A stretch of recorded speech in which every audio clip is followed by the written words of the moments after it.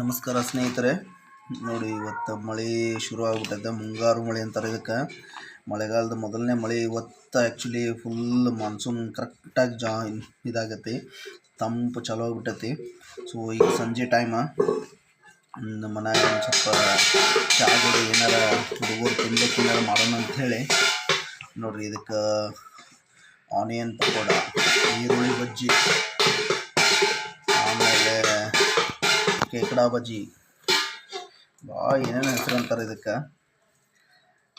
ನೋಡ್ರಿ. ಒಟ್ಟು ನೀರು ಹಾಕೋದಿಲ್ಲ, ಅದು ಈರುಳ್ಳಿ ಒಳಗೆ ಏನು ನೀರು ಬಿಡುತ್ತೆ ಅದ ನೀರು ಬಿಟ್ಟು ಹಿಟ್ಟನ್ನ ಅದಕ್ಕೆ ಹೆಲ್ಪ್ ಆಗುತ್ತೆ.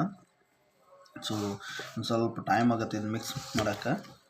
ಇಲ್ಲಿ ನೋಡ್ರಿ, ನಾನು ಮಾಡತ್ತೀನಿ ನೋಡ್ರಿ. ಈಗ ನಿಧಾನ ಮಾಡ್ತಾ ಅದು ಹಿಟ್ಟು ಒಂದು ಡೌ ರೆಡಿ ಆಗುತ್ತೆ. ಅದು ರೆಡಿ ಆದಮೇಲೆ ಸ್ವಲ್ಪ ಹೊತ್ತಿಂದ ಒಂದು 5 ನಿಮಿಷ ಸೈಡ್ ಇಟ್ಟು ಎಣ್ಣೆ ಕಾಯಕ್ಕೆ ಇಟ್ಟು ಸ್ವಲ್ಪ ಬಿಸಿ ಎಣ್ಣೆನೂ ಹಾಕಿ